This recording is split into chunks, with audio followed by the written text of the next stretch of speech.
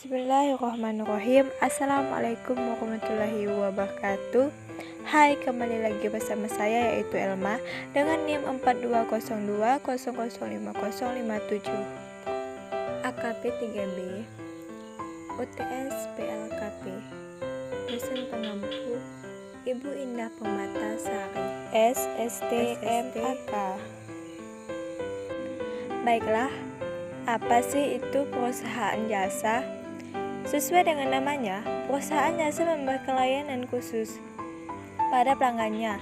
Layanan ini dapat berkisar dari konsultasi profesional seperti dari dokter dan pengacara hingga pekerjaan rumah.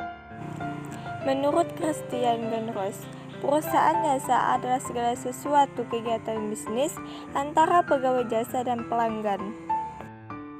Dan berikut ini adalah transaksi pada perusahaan salon Luci.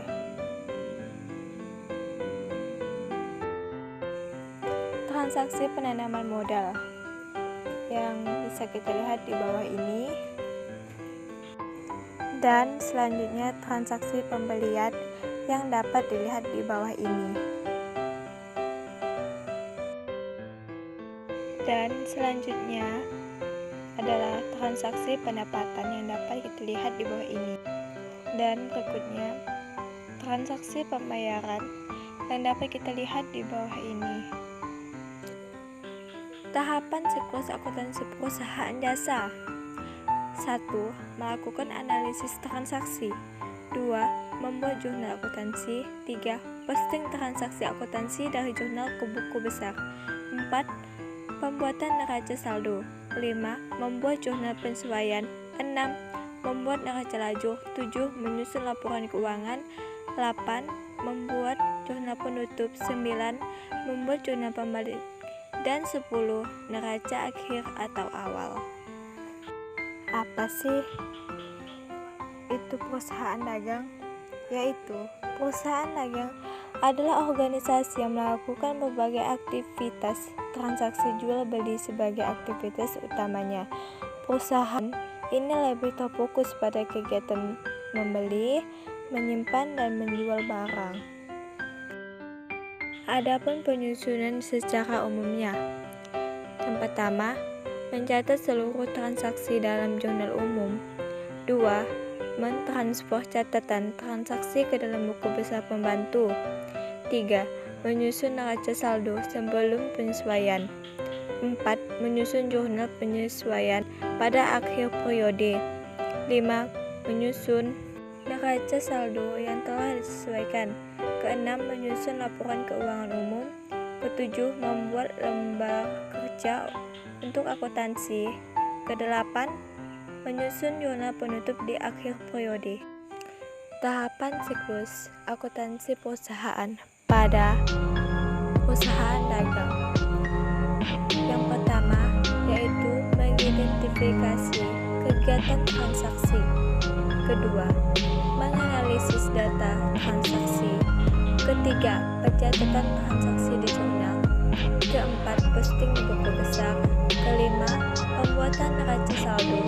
Keenam, pembuatan jurnal penyesuaian. Ketujuh, membuat neraca saldo setelah jurnal penyesuaian. Kedelapan, menyusun laporan keuangan. Dan yang kesembilan, menyusun jurnal penutup. Siklus pencatatan perusahaan dagang. Siklus operasional perusahaan dagang meliputi pembelian barang dan distributor barang ke pelanggan. Aktivitas pembelian, penjualan serta penerimaan kas dari pelanggan. Aktivitas penagihan, keseluruhan proses mengacu pada siklus operasional. Oleh karena itu, siklus operasi berawal dari pengeluaran uang dan berakhir dengan menerima uang dari pelanggan. Siklus operasi untuk perusahaan dagang seperti di atas. Siklus operasi berbeda-beda tergantung pada karakteristik usaha dan operasinya. Sebagai contoh, siklus operasi untuk industri rokok, penggilingan minyak, dan pengolahan kayu lebih panjang daripada siklus operasi perusahaan retail yang lebih pendek daripada perusahaan manufaktur karena perusahaan retail membeli barang yang sudah siap untuk dipakai.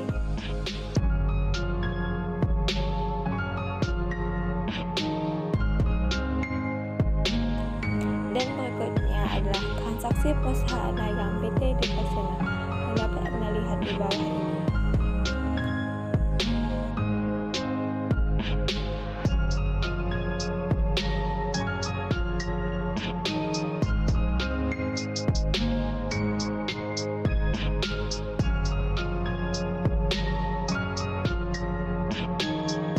Ciri-ciri perusahaan dagang sebagai berikut. Yang pertama, pendapatan utamanya berasal dari penjualan barang dagangan. Yang kedua, biaya utamanya berasal dari harga pokok barang yang terjual dan biaya usaha lainnya. Yang ketiga, dalam akuntansinya terdapat akun persediaan barang dagangan. Dan keempat, sebagai perantara antara produsen dan konsumen. Yang kelima, antar barang yang dibeli dan barang yang dijual sama atau tidak ada perubahan. Yang keenam, tujuan utamanya mencari laba dengan cara menjual dagang dengan harga lebih tinggi dibandingkan dengan harga belinya.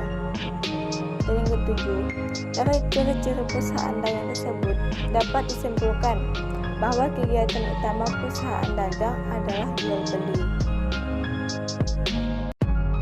Sekian dan terima kasih dari saya. Mohon maaf kesalahan. Sampai berjumpa lagi. Assalamualaikum warahmatullahi wabarakatuh.